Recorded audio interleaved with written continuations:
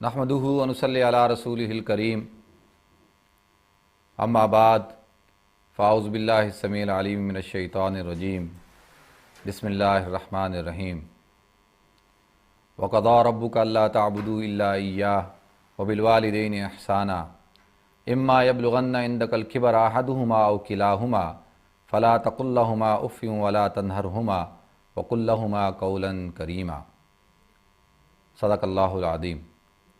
قال النبی صلی اللہ علیہ وسلم ان الجنت تحت قدمی امہاتکم او کما قال علیہ الصلوۃ والسلام۔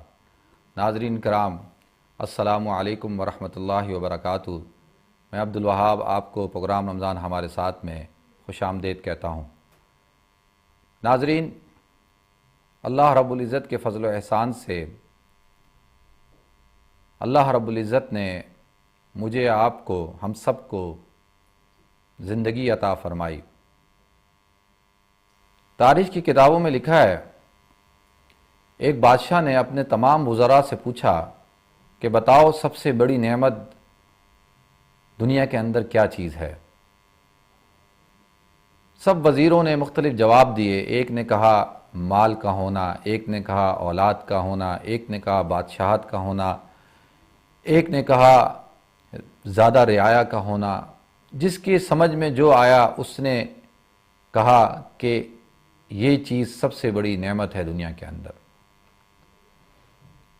پیچھے بادشاہ کا ایک بوڑھا وزیر بیٹھا تھا خاموشی کے ساتھ۔ بادشاہ نے اس کی طرف دیکھا اور کہا کہ تم خاموش ہو، تم نہیں کہہ رہے کہ دنیا کے اندر سب سے بڑی نعمت کیا چیز ہے؟ اس بوڑھے وزیر نے کہا بادشاہ سلامت، دنیا کے اندر سب سے بڑی نعمت زندگی ہے۔ دنیا میں سب سے بڑی نعمت حیات ہے کہ میں اور آپ ہم زندہ ہیں۔ زندگی ہے، جان ہے تو جہان ہے۔ زندگی ہے تو ہر نعمت نعمت ہے، اور بادشاہت بادشاہت ہے۔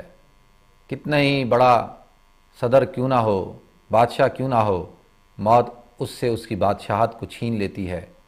کتنا ہی بڑا مالدار انڈسٹریلسٹ کیوں نہ ہو، ملٹی ملینر کیوں نہ ہو، موت اس سے اس کے مال کو چھین لیتی ہے۔ کتنا ہی بڑا اہل و عیال والا شخص کیوں نہ ہو، موت اس کی اہل و عیال کو اس سے چھین لیتی ہے۔ اللہ کے رسول صلی اللہ علیہ وسلم نے فرمایا کہ موت کو، زندگی کو موت سے پہلے غنیمت سمجھو۔ تو یہ جو زندگی ہے یہ سب سے بڑی حیات ہے، سب سے بڑی نعمت ہے، اور اللہ رب العزت نے مجھے اور آپ کو عطا فرمائی ہے۔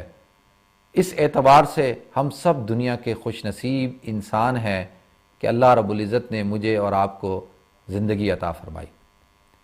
کیوں؟ اس لیے کہ آج ہمارا کیا ہوا ایک عمل یا تو ہمیں جہنم کے قریب کرے گا یا جنت کے قریب کرے گا۔ لہذا دنیا کے اندر زندگی کو سب سے بڑی نعمت سمجھنا، اور جو شخص اس کو سمجھتے ہیں وہ انتہائی عقل مند لوگ ہیں۔ اللہ رب العزت قرآن پاک میں ارشاد فرماتے ہیں وَكَيْفَ تَكْفُرُونَ بِاللَّهِ وَكُنْتُمْ أَمْوَاتًا فَأَحْيَاكُمْ، کہ تم اللہ رب العزت کی ذات کا انکار کیسے کرتے ہو؟ کیف تکفرون باللہ وکنتم امواتا، تم تو مردار تھے، موت تھی، یعنی تمہارا تو وجود ہی نہیں تھا، تمہیں تو فاحیاکم، ہم نے زندگی دی۔ ہمیں آج سے 35 سال پہلے کسی کا وجود نہیں تھا، آج اس کا وجود ہے، اور کل 30 سال بعد اس کا وجود نہیں ہوگا۔ فاحیاکم، ہم نے تمہیں زندگی دی، ثم یمیتکم، ہم پھر تمہیں موت دیں گے، ثم یحییکم، پھر ہم تمہیں زندگی دیں گے، پھر ہم تمہیں سب کو جمع کریں گے۔ ناظرین، اس واقعے کو اور اس نعمت کو بتانے کا مقصد یہ ہے کہ میں اور آپ یہ جو رمضان کے چند دن رہ گئے ہیں، ان دنوں کی قدر کر لیں، ان راتوں کی قدر کر لیں، ان گھڑیوں کی قدر کر لیں، ان لمحات کی قدر کر لیں۔ ہو سکتا ہے کہ کل ہم رہیں نہ رہیں، اگلا رمضان ہمیں ملے نہ ملے۔ وہ کہتے ہیں ایک شاعر نے کیا خوب کہا ہے، زندہ ہے جو بشر وہ موت کا مزہ چکے گا، جب احمد مرسلی نہ رہے تو کون رہے گا۔ کل نفس ذائقۃ الموت، ہر نفس نے موت کا مزہ چکنا ہے۔ وَلِكُلِّ أُمَّةٍ أَجَلٌ فَإِذَا جَاءَ أَجَلُهُمْ لَا يَسْتَأْخِرُونَ سَاعَةً وَلَا يَسْتَقْدِمُونَ۔ اللہ کہتے ہیں ہر شخص کے لیے موت کا ایک وقت مقرر ہے، جب موت کا وقت آ جائے گا تو لا يستأخرون ساعة ولا يستقدمون، تو ایک لمحہ نہ آپ اس کو کم کر سکتے ہیں اور نہ ایک لمحہ اس کو آپ بڑھا سکتے ہیں۔ ناظرین، شب قدر کے حوالے سے کل بھی گفتگو ہوئی اور آج بھی گفتگو ہو رہی ہے۔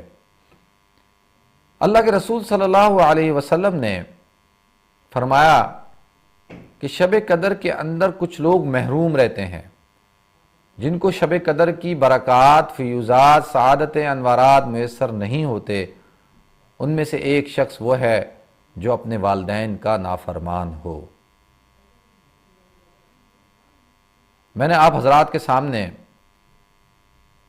قرآن پاک کی ایک آیت تلاوت فرمائی، وَقَضَىٰ رَبُّكَ أَلَّا تَعْبُدُوا إِلَّا إِيَّاهُ وَبِالْوَالِدَيْنِ إِحْسَانًا۔ اللہ رب العزت نے یہ فیصلہ کر دیا، اللہ یہ فیصلہ کرتے ہیں، اللہ یہ چاہتے ہیں، وَقَضَىٰ رَبُّكَ أَلَّا تَعْبُدُوا إِلَّا إِيَّاهُ، کہ اللہ کے علاوہ کسی کی عبادت نہ کی جائے، وَبِالْوَالِدَيْنِ إِحْسَانًا، اور والدین کے ساتھ جو ہے اچھا سلوک کیا جائے، احسانہ۔ میں نے آپ حضرات کے سامنے اپنے پچھلے کچھ پروگرام میں یہ حدیث بیان کی تھی کہ اللہ کے رسول صلی اللہ علیہ وسلم ممبر پہ تشریف فرما ہوئے، آپ نے جیسے سیڑھی پہ قدم رکھا آپ نے کہا آمین، تو صحابہ نے پوچھا یا رسول اللہ، آمین تو کسی کی دعا یا بد دعا پر کہا جاتا ہے، ہم نے صرف آمین سنا، نہ دعا سنی نہ بد دعا سنی، تو آپ نے یہ آمین کیوں کہا؟ کس کی دعا یا بد دعا پہ کہا؟ اللہ کے رسول صلی اللہ علیہ وسلم نے فرمایا کہ جبرائیل تشریف لائے اور کہا کہ جس کے والدین اس کی زندگی میں بڑھاپے کو پہنچ جائیں، وہ اپنی زندگی میں اپنے والدین کو پائے اور ان کی خدمت کر کے اپنے آپ کو جنتی نہ بنائے، وہ شخص جو ہے وہ محروم ہے، بدبخت ہے۔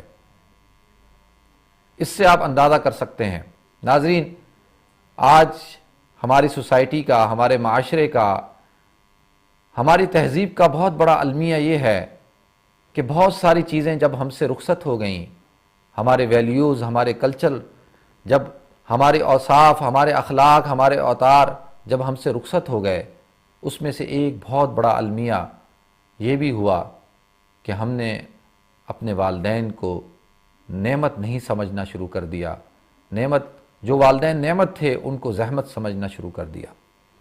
قرآن پاک میں آپ جب بھی آیت شریفہ پڑھیں گے کہ جس آیت کے اندر اللہ رب العزت توحید کا، اپنی وحدانیت کا، اپنی عبادت کا تصور پیش کرتے ہیں، حکم دیتے ہیں، اس کے ساتھ اللہ رب العزت بالکل ساتھ اللہ رب العزت جو ہے والدین کے حقوق اور والدین کا ادب، والدین کا احترام، والدین کی خدمت کرنے کا بھی حکم دیتے ہیں۔ وَقَضَىٰ رَبُّكَ أَلَّا تَعْبُدُوا إِلَّا إِيَّاهُ وَبِالْوَالِدَيْنِ إِحْسَانًا، کہ اپنے والدین کے ساتھ اچھا سلوک کرو۔ اِمَّا يَبْلُغَنَّ عِندَكَ الْكِبَرَ أَحَدُهُمَا أَوْ كِلَاهُمَا، کہ اگر ان دونوں میں سے کبھی ایسا ہوتا ہے کہ کسی کی والدہ پہلے انتقال کر جاتی ہیں، وہ والد کو بڑھاپے کے اندر پاتا ہے، کبھی کسی کے ساتھ ایسا ہوتا ہے کہ اس کا والد پہلے انتقال کر جاتا ہے اور وہ اپنی والدہ کو بڑھاپے میں پاتا ہے، اور کچھ خوش نصیب ایسے ہوتے ہیں وہ جو دونوں کو بڑھاپے کی حالت میں پاتے ہیں۔ اما یبلغن عندک الکبر احدہما او کلاہما، کہ تم ان میں سے کوئی ایک یا دونوں تمہارے پاس یا تمہارے اوپر جب پہنچ جائیں بڑھاپے کی عمر کو، فلا تقل لہما اف ولا تنہرہما، کہ تم ان کو اف تک مت کہنا۔ اف، ناظرین یہ اف کیا چیز ہے؟ یہ اف عرب معاشرے کے اندر سب سے ہلکا، سب سے انتہائی یعنی بالکل سادہ، یعنی جس کو آپ کہیں بہت معمولی سا بیزارگی کی علامت ہے، اف۔ تو اللہ کہتے ہیں یہ جو معمولی سی بیزارگی ہے یہ بھی اپنے والدین سے مت دکھانا۔ فلا تقل لہما اف، اگر وہ تمہیں کوئی بات کہیں اور اگر تمہیں کوئی حکم دیں، اگر وہ تم سے کوئی چیز چاہیں تو ان کو اف مت کہنا۔ ناظرین میں نے ایک بڑا خوبصورت واقعہ پڑھا کہ ایک شخص بوڑھا ہو گیا اور وہ اپنے جوان بیٹے کے ساتھ اپنی گھر کی منڈیر پر بیٹھا تھا، تو کوا آ کر سامنے بیٹھا تو اس شخص نے جب کوے نے کیا کرنا شروع کیا، بولنا شروع کیا، تو اس شخص نے اپنے بیٹے سے پوچھا، بیٹا یہ کیا چیز ہے؟ بیٹا نے کہا، ابا جی اس کو کوا کہتے ہیں۔ تھوڑی دیر بعد پھر کوا بولا، پھر ابا جی نے پوچھا، بیٹا یہ کیا چیز ہے؟ اس نے کہا، ابا جی ایک دفعہ بتا تو دیا ہے آپ کو کہ یہ کوا ہے، آپ کی سمجھ میں نہیں آتا۔ پھر تیسری دفعہ ابا جی نے پھر پوچھا کہ یہ کیا چیز ہے؟ بیٹے نے کہا، ابا جی لگتا ہے تمہارا دماغ جڑا ہے نا خراب ہو گیا ہے، 3 دفعہ آپ کو بتا دیا ہے اور آپ پھر مجھ سے پوچھ رہے ہیں کہ یہ کیا چیز ہے، کتنی دفعہ بتاؤں یہ کوا ہے، یہ کوا ہے، یہ کوا ہے؟ تو وہ اس کا والد ہنسنے لگا اور ہنس کے کہنے لگا، تو بیٹے نے پوچھا، ابا جی میں آپ پہ غصہ ہو رہا ہوں اور آپ ہنس رہے ہیں؟ اس نے کہا کہ آج سے ٹھیک 30 سال پہلے جب تو 3 سال کا تھا اور تو نے توتلا کر بولنا شروع کیا تھا تو یہی جگہ تھی اور تو میرے ساتھ بیٹھا تھا اور میں جوان تھا، تیری عمر کو تھا، اور یہی کوا آ کر بیٹھا تھا اور میں نے تجھ سے 3 دفعہ پوچھا یہ کیا چیز ہے، اور تو 3 دفعہ تو نے مجھے بیزارگی کیا اور تو نے جو ہے وہ مجھے دھتکارا، تو نے مجھ پر غصہ کیا، اور تو نے مجھ سے 10 دفعہ پوچھا کہ ابا جی یہ کیا چیز ہے، تو میں نے کہا بیٹا یہ کوا ہے، اور تیرے ہر دفعہ پوچھنے پہ میں تجھے پیار کرتا تھا، اور 10ویں دفعہ جب تو نے پوچھا تو میں نے تیرے ماتھے کو، تیرے گالوں کو چوما اور کہا کہ کتنا معصوم میرا بیٹا ہے، اس کو میں بتا رہا ہوں یہ کوا ہے۔ تو وہ بیٹا رونے لگ گیا۔